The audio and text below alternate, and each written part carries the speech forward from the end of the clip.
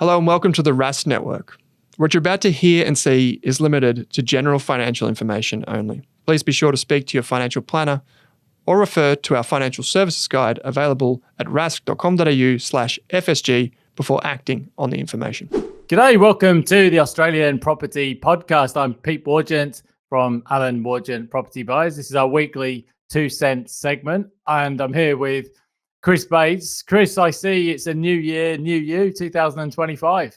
Oh, it is, mate. The same Chris Bates every year, but yeah, definitely a new year for me and lots of exciting things which we'll chat about. But I've missed you. I've missed these chats. Definitely one of my favourite times of the week is just having a bit of a chin wag with yourself and talk about what's happening on the ground and what we're reading about and thinking about. So did you miss me, Pete, or am I wishful thinking? I did. I almost texted you during the Spurs-Liverpool game, which is at the time of recording, it literally finished about 10 minutes ago. So, but it's only a first leg. Don't say anything, please. But texting me means either you're congratulating or commiserations. No, I'm not disclosing the score. You can watch it. It's actually a 2-leg game anyway, isn't it? So this home leg for Liverpool next up. So yeah, I will not tell you the score. I guess by the time this goes to air anyway, you'll know the results and everything else. But yeah, what's been news? How was your Christmas and New Year? Oh, it was really nice, to be honest. We had which I'll elaborate on in a second, but a crazy end of the year, and my wife and some friends surprised me down at Culburra Beach for my birthday on the 16th of December. So we had a lovely weekend there and made like an amazing castle on the beach with all the driftwood. That was just the kids were just going and picking up wood, and it was like a 2-day adventure there, kept on building it. So we're pretty proud of that when we left. And then we went down to Malakuta, which is I doubt anyone listening to this is in Malakuta, but it's a very sleepy town. There's a lot of boats for people who love fishing. Then we went to Melbourne and spent it with my dad and all our my stepmom's kids and all our kids' cousins over there and our family barbecue. But on Boxing Day, it's a pretty crazy story. It was Melbourne weather, 12 degrees one day. We're putting jackets on and the heater on, and we're like, what the hell's going on? Boxing Day, 35 degrees. Like it flipped.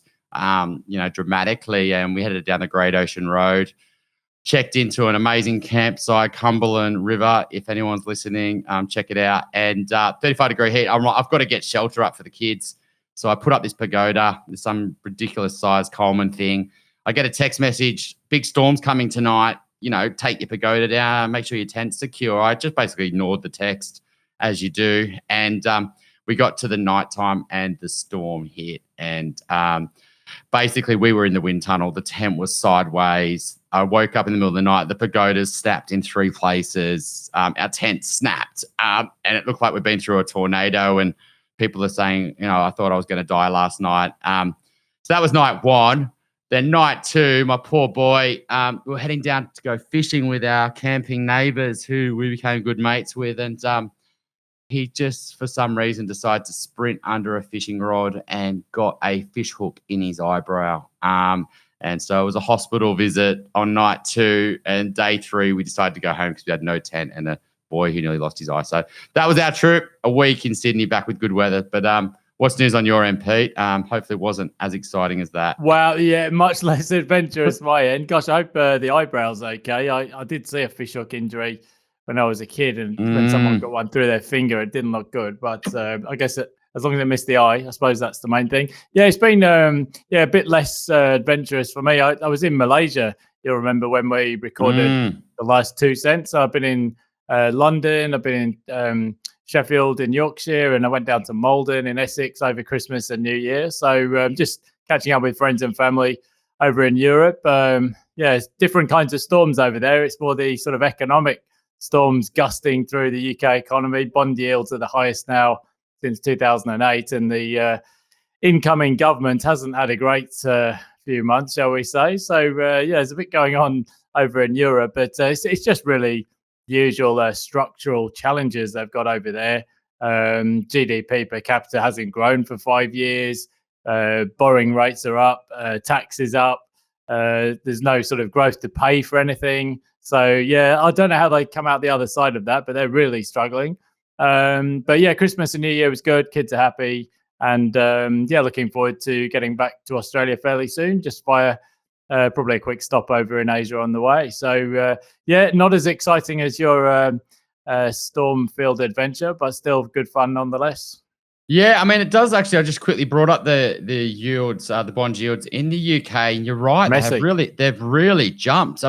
4.8 on the 10-year. I'm almost thinking now you could actually Yeah. invest in a fixed interest investment and get 5% risk free. It's not actually, it's been so long we've been stuck in this low interest rate environment where you're practically forced to invest in property and shares because the fixed interest returns have been zero or not much above it. But if you can get 5% risk free on your money, it's not so bad. So changing of the guard, maybe. Oh, I guess that's really expectation, though, that rates are going to stay high for longer, and this inflation genie maybe is not back in the bottle. Is that what's the papers saying over there? It's always a bit of that. Also, I think the budget probably sent a few shockwaves through the bond markets in the UK. There's a lot of spending there for the National Health Service, and just how to pay for it. That's the issue in the UK because they have not got the growth to fund a lot of this stuff, and there's a lot that they need infrastructure, police, health service. I mean, look, these are challenges for all the developed countries, but unlike in Australia, all the European countries are sinking under masses of debt, 100% of GDP and so on. So Australia, we're relatively lucky. Yes, the budget is going to go into deficit, but we just don't have the same levels of debt in Australia. I guess as a big commodity exporting country, pretty lucky place. Yeah, but when you look at our yields as well, like we have had a bit of a jump from the middle of December, which if you look at the 5-year and things, I was looking at what I was looking at here. The 3-year, I think, has jumped a bit, has it? Yeah. So it's about 4%, I guess. Yeah, I think if you look at, we'll talk about this in today's show, no doubt. I think if you look at what markets are pricing for interest rates in 2025, it's about 75 basis points of cuts. So 3 interest rate cuts, but nothing more than that in this cycle, and potentially getting back to that kind of neutral level of 3.5. But we're not going back to the pre-pandemic low interest rates environment by the looks of things. So I think it's potentially we might get some easing, but it's not going to be deep interest rate cuts. At least that's what markets are pricing for. Yeah, because you never know when these things are going to go. You can see just looking at the yields and how much they're moving around and going up and down with sentiment. And the period between sort of middle of December and late January, so early Feb, is a long time. And it seems like it's probably gone more into the rate cuts are going to be less frequent coming forward. And so that's probably not going to flow into the market. So people are going to be overconfident coming into the sort of February period. And while people would say, absolutely, buyers aren't going to be, as much FOMO because they're going to be like, well, I can be patient. Rates are not going to crash dramatically in the next 6 to 12 months. I think sellers also think like that. Sellers also say, well, I don't want to upgrade if rates are going to stay high. And so I do think there's always both sides to the coin. And if I was a seller right now, I'd say, oh, maybe I just want to see if potentially more rate cuts are coming, but before I take on more debt. That's in the upgrader space. I mean, a lot of downsizers don't think like that. Obviously, they don't mind rates higher for longer because they're probably going to have a bit of cash left over. But I do think the housing market, a lot of people will sit on their hands, and you might see listings sort of disappoint into the next few months again if there's more uncertainty that rates are going to stay higher. I mean, what's on for Alan Wargent this year? I mean, it's always nice to do a start of the year. What's the plan with your business? Yeah, we had a record year last year. I mean, we're not really a high growth company like a lot of other sort of younger startups. We're fairly established, and we're not a huge operation, but we were very busy all the way through the year. I think actually, if you look at some of the stats, the RBA had the financial aggregates out towards the end of the year when most people were off enjoying the cricket, and it was interesting to see investor credit growth has come all the way back to the highest. It's been rising now for 15 months in a row, pretty much. So despite everything with interest rates, there's quite a lot of investors still active in the market, and probably more than half of what we do is for investors. We do a bit in the home buyer space as well, and upgraders, as you mentioned. But yeah, we've just been pretty busy through the year, mostly southeast Queensland, so Sunshine Coast, Brisbane, a little bit Gold Coast and south of Brisbane, but also Newcastle, Central Coast down your way. And there's no shortage of people sort of active in the market. I think definitely Sydney and Melbourne ran out of puff towards the end of 2024. But that's not that unusual, I think, in the auction market, as people sort of rush to sell before Christmas. But then we go into this long, almost blackout period over Christmas and New Year, which has happened. So, yeah, I think it'll be more of the same for us next year. Reese Marini, who you know very well, down in Newcastle, he's sort of heading up our property strategy service. We get a lot of clients come to us looking for a property plan. So Reese is from a financial planning background, of course. So he's sort of growing that side of the business for us, and Andrew heading the team on the buyers agency side up in Brizzy. So yeah, pretty busy. Yeah, that's a nice little. I didn't know you were doing that with Reese. I mean, that sort of property plan sort of strategy things is a real gap in the market. If buyers agents can pivot that way, and then also not just try to push their own product, right? I think a lot of companies step in this direction to then sell the services of their buyers agent. So if you can do a property plan and still stay agnostic and sort of independent there a little bit, and say, yeah, actually, if you make sense to buy and we've got the people in house to do it, great. If not, it might be in a different city that we don't, and we can refer it on and actually try to provide some good guidance there. I think that's a real niche, and it's a real something that people are craving for. We sort of play in that same space, but in the broking space, a little bit into the property planning sort of consideration, where advisors don't play, and a lot of brokers don't pay in between the buyers agents. So it's kind of linking up there nicely. I mean, a lot's changing here at work. 2023, I've been a broker for 9 years. I partnered with a chap who's a best mate, basically. He's a guy called Ben Sum, and over 6 years ago, and we were doing quite well. And we built a decent business. It was called Wealthful. Then we rebranded to Blusk because we were partnering a lot with financial advisors. We came from a financial advice background, and we were basically getting back within the advice world to see how can we help improve advice businesses and help them give better advice around their debt and property strategy. And bit by bit, we were investing more and more in that. A guy called Craig Bigelow joined to head up that division, and he's also with a guy called Nick Mundy now. And we made a decision in late 23 to do a partnership with a gentleman, and we rebranded to a company called Flint. It was a bit of a disaster, if I'm being frank. We decided in the end that we weren't aligned, and we have different visions for the future. And we decided to, end that relationship. And we didn't really like the name Flint. In fairness, we wanted to go back to our roots and have a name that represented what we stand for. And so we've rebranded to Alcove. So it's stepping into the alcove to help you pause and reflect before you make big decisions. We want to be that safe space where you can, come and be calm and consider what's the next best thing. And we're in a big process of, we've done a few rebrands, as you can see.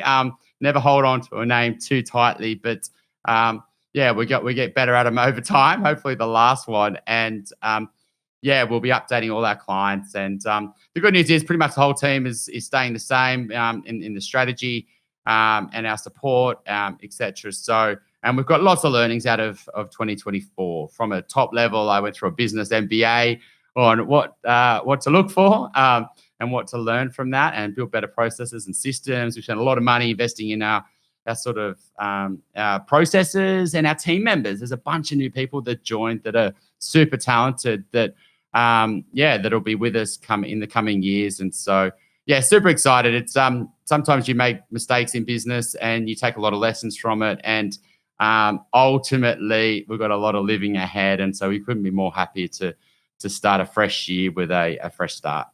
Yeah, exciting change. Yeah, if people knew behind the scenes, the number of dumb business ideas I've had over the years that just haven't gone anywhere, or sometimes partnerships don't work out, or life gets in the way, different visions. But I guess usually my experience with this stuff is that over time you come to sort of take some lessons away from it. And also, as long as you keep being, doing the right thing, working hard, and being a sort of reliable person in the industry, ultimately you do succeed and get rewarded for that. But there's always ups and downs along the way. New year, new branding. I like the name, so be interesting to see. And I think it's an interesting time just generally for investing in Australia. So household wealth is going to finish 2024 at about 17 trillion Aussie dollars. It's another double-digit gain. Big year for superannuation, stock markets, property was higher. And there's a lot of people coming to us, to Reese, on the advisory side. And no doubt you guys will find the same. And I think some of the interesting questions for this year will be, do people look to invest in Melbourne again? Because it's been out of favour for a couple of years now.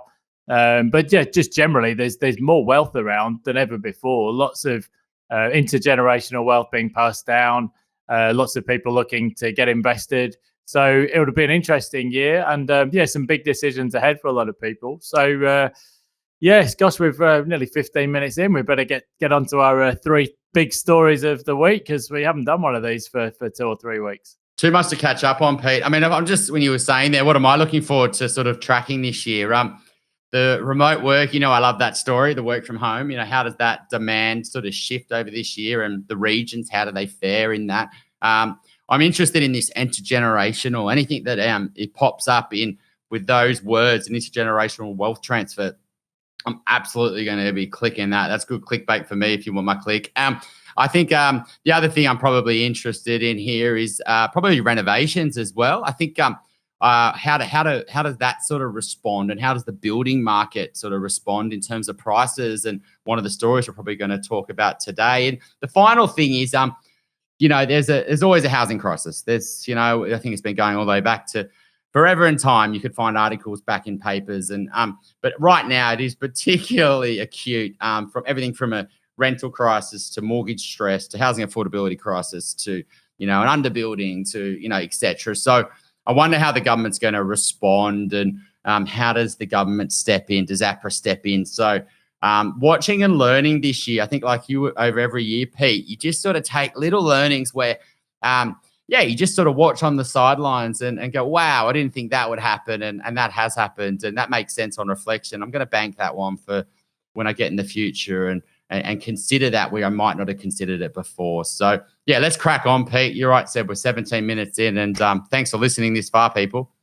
Yeah, let's get into it. So if you haven't listened to our 2 cents episodes before, every Sunday morning we do the 3 top news stories of the week, or the 3 big property stories. So we'll do one that's structural and one that's more cyclical. So let's start with the structural issue.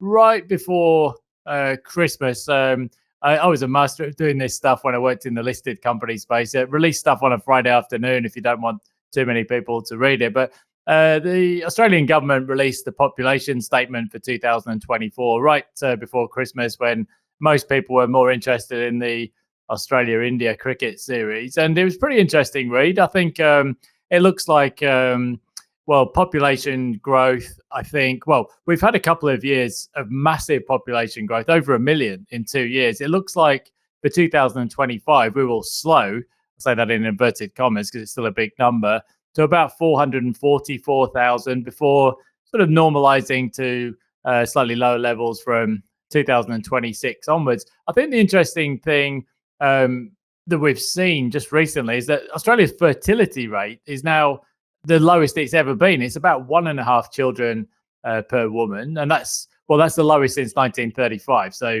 I guess those interwar years, slightly different setup from today. But there's a number of reasons why it's happening. You've touched on some of them. Housing stress is one of them. I think people are just generally doing stuff later than they used to. I know we certainly had kids pretty late in the game, and that's a generational shift. I think our parents' generation tended to get married, have kids, buy a first home quite young. But that's one of the reasons. I think affordability is another. And I think just generally as countries develop, you tend to see falling birth rates. So the focus going forward is going to be very much on immigration. And it looks like particularly, I think with a much bigger focus on India. I think if you went back over the past 10, 15 years, China has been a big part of the demographic story for Australia. But there's been a bit of a cooling, I suppose, of the relationship between Australia and China for various reasons. And now India is really coming to the fore as the main source country for migrants to Australia. And that's international students, but it's also permanent migrants. And I think it's probably, it will actually be in the next couple of years, there'll be more Indian-born Australians than Brits. I think the British numbers are dropping away now as the post-war £10 bonds drop off the perch. So yeah, it's a big story, but yeah, definitely the birth rate is now very low, and there's much more focus on immigration and bringing in the right people. Yeah, I wonder on the other side of this, Pete, though, is you've also got, are we living longer? Are we going to live a lot longer in the future? Are our housing needs going to completely shift? Or is it, are we just going to need a lot more smaller places if people are only having one child or no children, etc.? So, the makeup for what our housing needs are over time shift. And also our turnover rate of property is shifting as well due to other macro forces like not being able to upgrade, or, not having the ability to take on that more debt, or deciding to live in the property because it makes sense because you don't pay capital gains tax, and, you don't want to sell it because you have to pay the pension. You won't get the pension. So, it's always interest these things is looking at one element here, but demographics and property markets are so interlinked. It's why Simon Kustamaka, Bernard Sold at the Demographic Institute, Mark McCrindle, there's many other great demographers out there as well, who I've interviewed over the years as well. And I love this story, and anything where you hear is just really, and I think even, is it census next year, Pete? I'm just, when's the next census? Is it when was the last one? 26. So it's 25 now. Yeah. So next year census is coming out, and those 5 years tick around fast, and always provide great insights on some of these trends as well. And so what's your other take on this story, Pete? Anything I missed? I think there's definitely been a vibe shift. I think partly since President Trump has been re-elected. But if you look around in Canada, for example, they've run a big mass immigration program over recent years. And with the unemployment rate now nearly 7% in Canada, that's kind of backfiring now. There's going to be a shift, I think, towards tighter policies on immigration. And Europe is going through its own challenges because it's been running big immigration programs really since around the pre-GFC days when the economies were booming. And I think there's generally just a backlash against high levels of immigration at the moment because of things like cost of living crisis. In Europe, GDP per capita just hasn't been growing, particularly in the UK, but also in other countries. Australia is a slightly different setup because you mentioned we've got a rental crisis for sure. But on the other hand, the unemployment rate is still under 4%. So for the time being, at least, the government's going to be quite keen to see those numbers pumping along. That could change as the electoral cycle moves on. I think this will be potentially an election flashpoint. It looks as though international student numbers, despite some tweaks to policies to slow things down, they're still going to be pretty much at record highs this year or pretty close to it. I think these will be interesting debate points. But at the moment, anyway, Australia is still running population growth at, probably around 450,000 this year. It's a lot of extra people, a lot of extra heads when construction's pretty slow. The rental market is still extremely tight in a lot of parts of the country. So it'll be interesting to see as we get around to March, April, how much this features as part of the electoral pledges.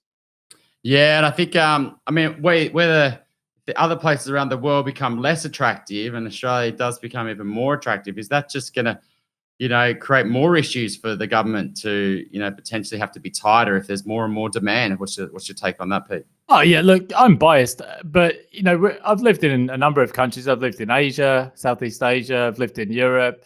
I've lived in Australia. I regularly toy with the idea of going to New Zealand.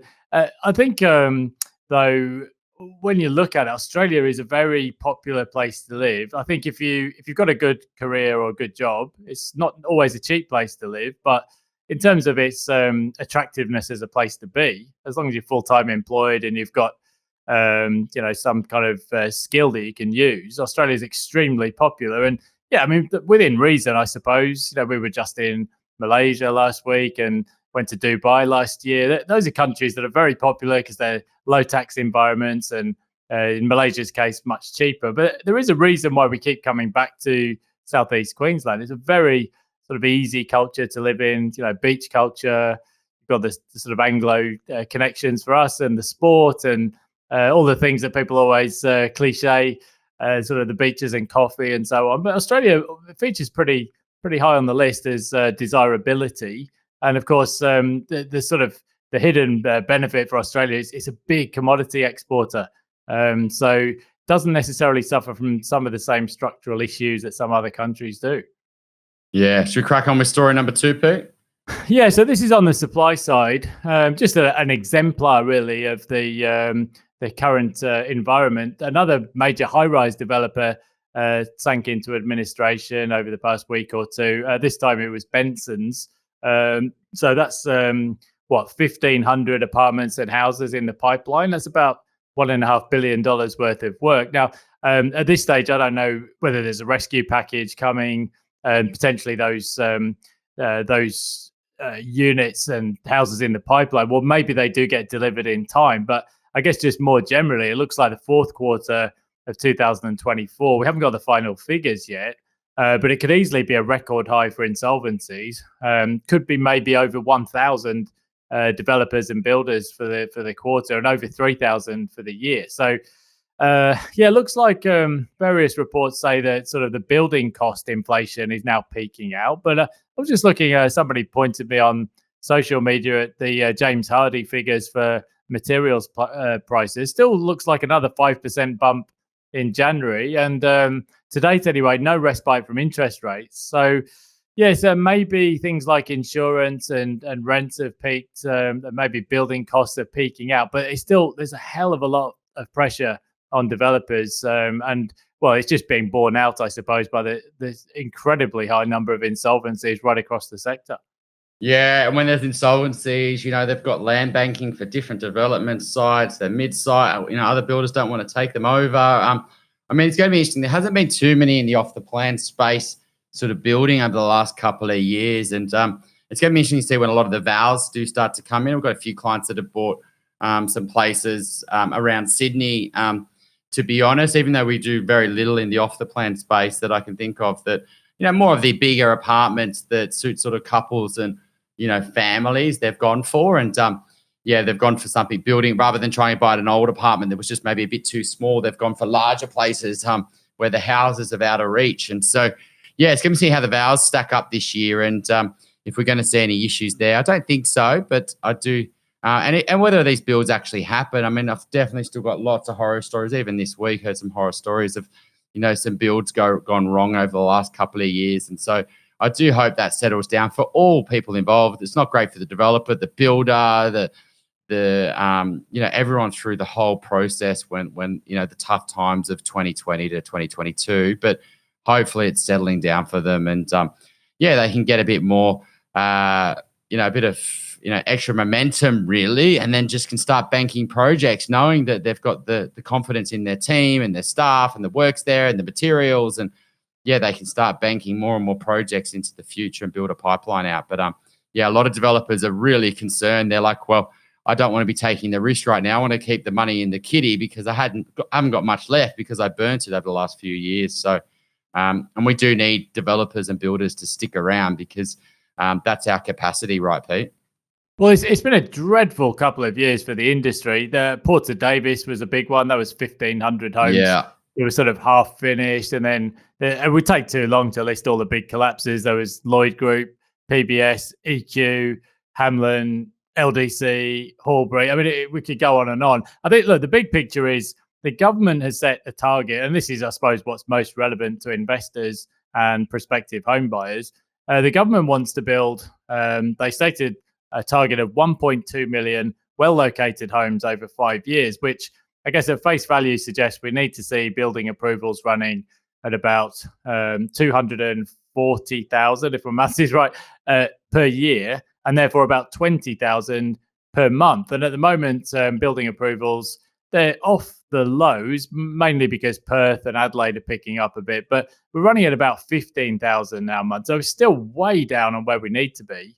They need to be about 5,000 a month higher. And I suppose when you look at it numerically, that's just not going to happen until developers start building units and apartments again in Sydney, Melbourne and Brisbane. I think some of the coastal markets are doing okay on supply. If you look at Gold Coast, for example, or maybe even down your way, Chris. But if you look at the big cities, that normal suburban development, the block of maybe 10 or 20 units, it's just not viable. There's no profit margin there. So until unit prices rise, particularly in Melbourne, I think, where they've been flat for so long, and also in Sydney, where unit prices haven't really done much since 2018, I think the established market has to actually rise before it becomes viable. I think the other thing is, of course, that interest rates have to come down because, the financing costs have also been much tougher for developers.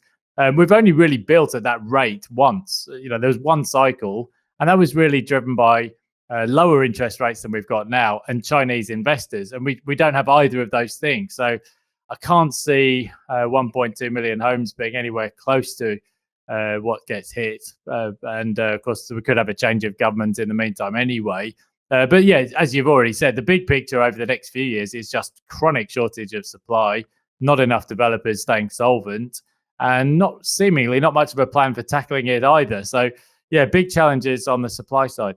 Yeah, and I'll be able to keep everyone up to date this year on whatever's happening on the lending space, obviously, because we see that straight away, whether it's changes to policy and servicing. And I do think we're going to see some innovation this year. I mean, ultimately, that's the name of the game for the banks, and that's what it's going to drive. If capacity goes up, it's going to create at some point, incomes and capacity have gone up to allow people to actually start to consider these developments. And at the moment, what people can borrow and what the developer needs to sell them for and what current stock's selling at just doesn't make sense. Sometimes it's easy for developers to get people to get access to money. It's easy for people to afford it. Maybe they don't want to buy it because they want to buy other things, but ultimately they can't even get the feasibilities to stack up, even if they could sell them. So that's the real issue right now, I guess, Pete. So we're cracking in story number 3. Obviously it's the inflation story, which we've had all on for the last few years, but it's not over, right? And a lot of people are saying, it's under the 3%, so the game's over. But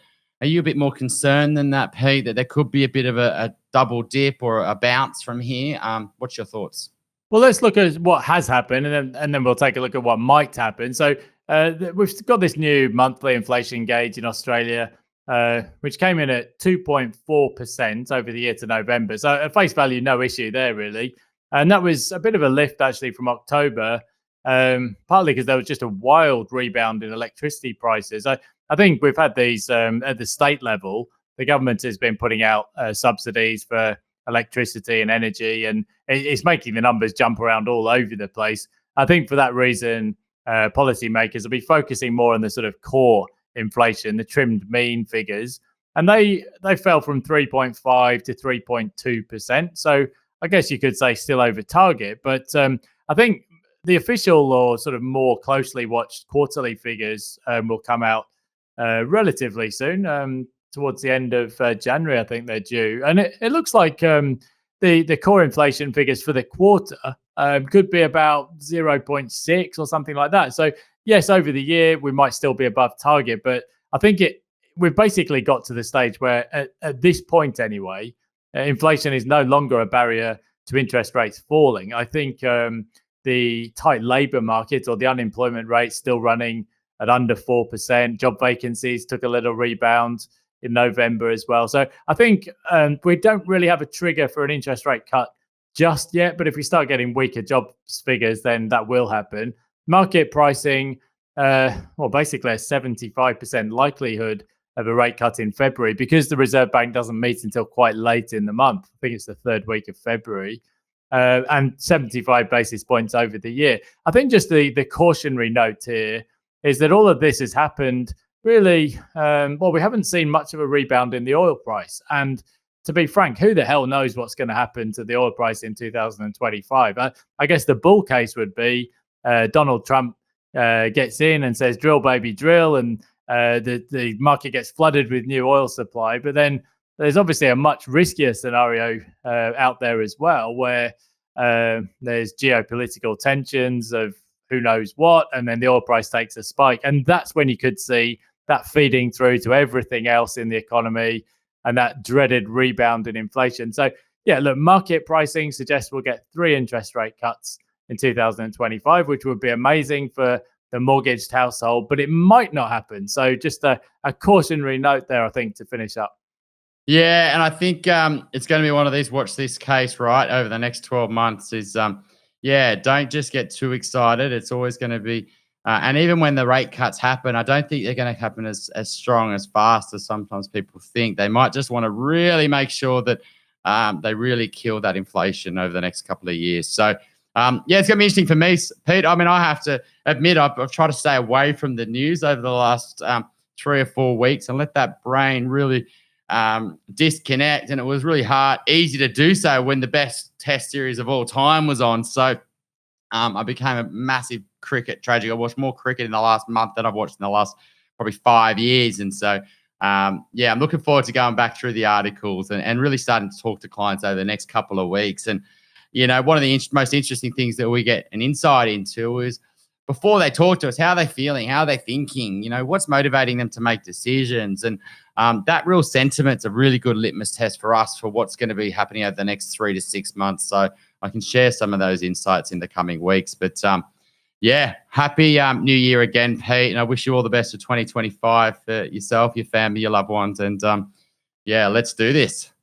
Likewise, yeah. So have a terrific 2025, everybody. So Chris, under the newly rebranded Alcove, if you want to get in touch for your mortgage inquiries, I'm sure the guys there will always be cool on the property strategy side of things. Likewise at Alan Wargent. So yeah, looking forward to getting back into the rhythm of the 2 Cents podcast. You can always join us at the Rask Community Forum, community.rask.com.au. Come and join the conversation over there. And yeah, have a terrific weekend. And we'll be here every Sunday. Talk soon. Thanks for listening. Cheers. Thanks for watching this video on the Rask Network. While you're here, don't forget to like and subscribe so you can get videos each and every day on business, finance, investing, and so much more.